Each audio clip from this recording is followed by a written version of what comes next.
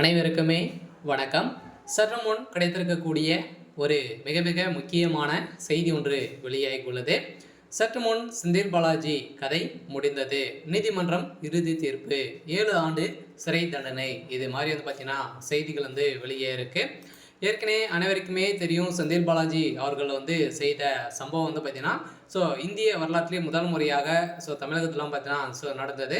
இப்போ பார்த்தீங்கன்னா தமிழகத்தில் டாஸ்மாக் குழு நிறுவனத்தில் நடந்த ரைடின் அடிப்படையில் திமுக சேர்ந்த முக்கிய அமைச்சர்கள் திமுகவுடைய தலைமையகமே வசமாக சிக்கியிருந்தாங்க. இதன் அடிப்படையில் தான் இப்போ செந்தில் பாலாஜி அவர்கள் பார்த்தீங்கன்னா அமைச்சரவை மாற்றத்திலிருந்து திடீர்னு பார்த்தீங்கன்னா செந்தில் பாலாஜி அவர்கள் ராஜினாமா செய்ய வேண்டும் அப்படின்ற மாதிரி சொல்லி இப்போ ராஜினாமா செய்து இப்போ பார்த்தீங்கன்னா பிடிஆர் தியாகராஜன் அவர்கள் பார்த்தீங்கன்னா இப்போ இந்த பொறுப்பை எடுத்துக்கொண்டு இருக்காரு அப்படின்ற மாதிரி வெளியாகி இருக்கக்கூடிய நிலையை தான் இப்போ திமுகவுடைய அமைச்சரவை மாற்றத்தில் ஒரு மிகப்பெரிய மாற்றங்களாக தான் இருக்க போகுது. இதன் அடிப்படையில் தான் செந்தில் பாலாஜி அவர்கள் பார்த்தீங்கன்னா கைது செய்யப்பட்டிருக்காரு. செந்தில் பாலாஜியுடைய கதை முடிய போது இதில் திமுகவுடைய கூடாரமே சிக்கிறதுக்கான அனைத்து ஏற்பாடுகளுமே நடந்திருக்கு. இதை பற்றி இந்த வீடியோவில் நம்ம முழுமையாக பார்க்கலாம். அதுக்கு முன்னாடி நம்ம சேனலுக்கு இப்போ தான் நீங்கள் முதல் முறையாக வந்திருக்கீங்க அப்படின்னா மறக்காமல் நம்மளுடைய சேனலை சப்ஸ்கிரைப் பண்ணி சப்போர்ட் பண்ணுங்கள். வாங்க வீடியோக்குள்ளே போகலாம்.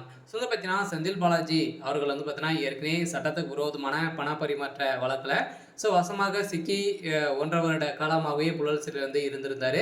மீண்டும் அவர் பார்த்தீங்கன்னா வந்த உடனே அமைச்சராக பொறுப்பேற்றது தான் இப்போ அவருக்கு ஒரு மிகப்பெரிய ஒரு கேள்விக்குறியாகவே மாறி இருந்தது. இந்த கேள்விக்குறியின் அடிப்படையில் இப்போ பார்த்தீங்கன்னா மீண்டும் செந்தில் பாலாஜி அவர்கள் ஒரு மிகப்பெரிய ஊழல் டாஸ்மாக் நிறுவனத்தில் 1000 கோடிக்கு மேலே குறைந்தபட்சம் மெகா ஊழல் நடந்திருக்கு அப்படின்ற மாதிரி அமலாக்கத்துறை எதிரடியாக 3 நாட்களாகவே ரைடுகள் அதே மாதிரி திமுக சேர்ந்த அமைச்சர்கள் இதில் ஒப்பந்ததாரர்களுடைய வீட்டிலும் ரைடுகள் இந்த ரைடின் அடிப்படையில் இப்போ செந்தில் பாலாஜி அவர்கள் செய்தது ஒரு மிகப்பெரிய குற்றம், மிகப்பெரிய ஊழல் அப்படின்ற மாதிரி இவர் மீது பார்த்தீங்கன்னா சாட்டப்பட்டு இருக்கக்கூடிய நிலையில் தான் இப்போ நீதிமன்றம் அதிரடியாக கைது செய்யப்பட்டிருக்காங்க. விரைவில் செந்தில் பாலாஜியுடைய கதை முடிய போது இவருக்கு 7 ஆண்டு சிறை தண்டனை விதிக்கிறதுக்கான அனைத்து ஏற்பாடுகளுமே நடந்திருக்கு. இதுக்கு மேலே செந்தில் பாலாஜி அவர்கள் அமைச்சராக நீடிக்க முடியாது அப்படின்ற மாதிரி தான் இப்போ திமுகவுடைய தலைமையாக முடிவு செய்திருக்காங்க நீதிமன்றமே. இப்போ பார்த்தீங்கன்னா கைது செய்யப்பட்டிருக்காங்க. இதன் அடிப்படையில் தான் இப்போ செந்தில் பாலாஜியுடைய கதை முடிந்திருக்கு.